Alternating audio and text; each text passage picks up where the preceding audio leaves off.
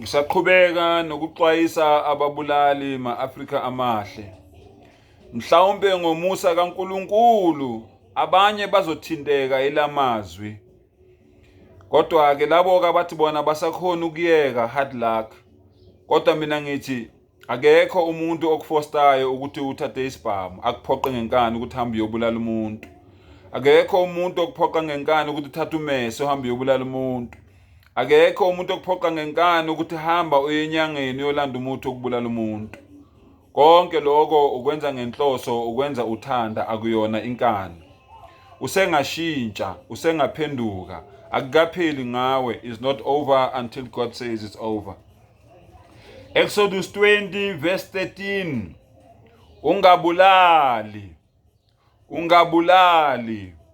Ungabulali. Job 14 verse 1. Umuntu ozelwe ngowesifazane imihla yakhe mifishane igcwele ukuyaluza. Uyavela njengembali abune, ubaleka njengethunzi angemi. Konje uvulela onjalo amehlo akho ungingenise ekwahlulelweni nawe na? Ngubani ongaveza okuhlambulukileyo kukho okungcolileyo na? Kakho noyedwa. Uma imihla yakhe inqunyiwe, umumo wezinsuku zakhe ukuwe, ubekile umkhawulo wakhe aze angadluli. Ungambheki aphumule ukuze athokoze ngosuku lwakhe njengomqashwa. Ngokuba kukhona ithemba emthini, uma unqunywa ungabuye uhlume, nehlumela lawo alikuphela. Noma impande yawo iguga emhlabathini, nesiphunzi sawo sifela othulini. Ngephunga lamanzi uyakuhluma, uveze izingatsha njengesithombo. Kepha umuntu ofileyo uphelile. Umuntu oqabukileyo uphi na? Njengamanzi anyamalele elwandle, nomfula oshileyo ome. Kanjalo umuntu ulala phansi angabe esavuka. Nizuleke bafowethu. Umuntu ozelwe ngowesifazane imihla yakhe mifishane emhlabeni. Kodwa kuwo womabili lamavesi engikhulume ngawo, alikho nelilodwa elithe umuntu akahambe emhlabeni ngesandla sakho. Manje ngoba vele uyazi lo muntu uzohamba emhlabeni ngelinye ilanga, kungani ungcolise izandla zakho ufune ukuthi akahambe ngesandla sakho? Lalela-ke incwadi kaLuka 16 ukuthi wena umuntu ahambe ngesandla sakho, uthi mawufika kufike kwenzakaleni. Luka 16 verse 24.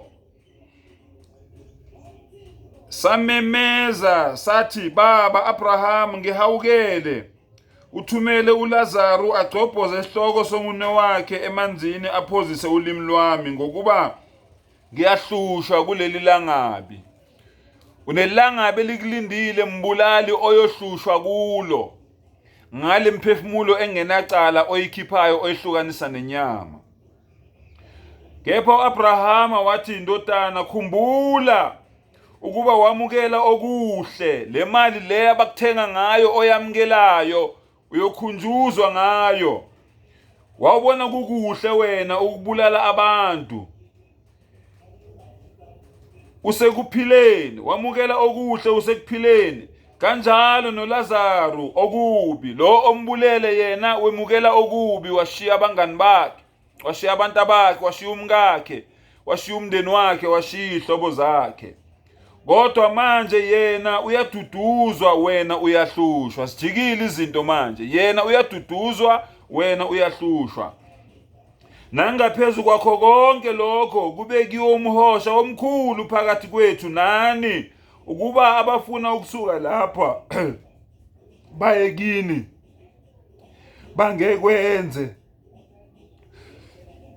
nabalapho bangaweleli kithi. Sase sithi Njalo ngiyakucela baba ukuba uthumele endlini kababa, ngokuba nginabafowethu abayisihlanu, ukuze afakaze kubo, bangezi nabo kule ndawo yobuhlungu. Kepha u-Abrahama wathi, banoMose nabaprofeti, mabezwe bona. Sathi-ke, cha baba Abraham, kodwa uma kusuka umuntu kwabafileyo aye kubo, bayakuphenduka. Kepha wathi kuso, uma bengalaleli uMose nabaprofeti, kabayikuvunyiswa noma kuvuka umuntu kwabafileyo. Bafowethu, noma kungavuka umuntu ofile anitshele ukuthi lento le eniyenzayo i-wrong, bona labantu enibabulalayo noma bangavuka banitshele ukuthi lento eniyenzayo i-wrong. Uma ngabe nihlule thina, nihlula abantu eniphila nabo emhlabeni, noma kungavuka umuntu ofile ngeke nize nalalela.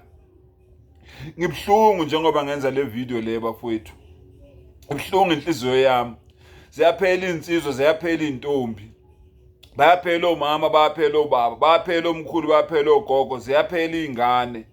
Iyekeni lento, siyanicela ama-Afrika amahle. Nisengashintsha, nisengakwenza. Akukapheli ngawe. It's not over until God says it's over. Sengathi uNkulunkulu angasipha amandla, asiphe umusa, asivule ingqondo, asivule amehlo. Siyibone lento ngendlela inobudlobongela ngakhona, ngendlela inobuhlungu ngakhona.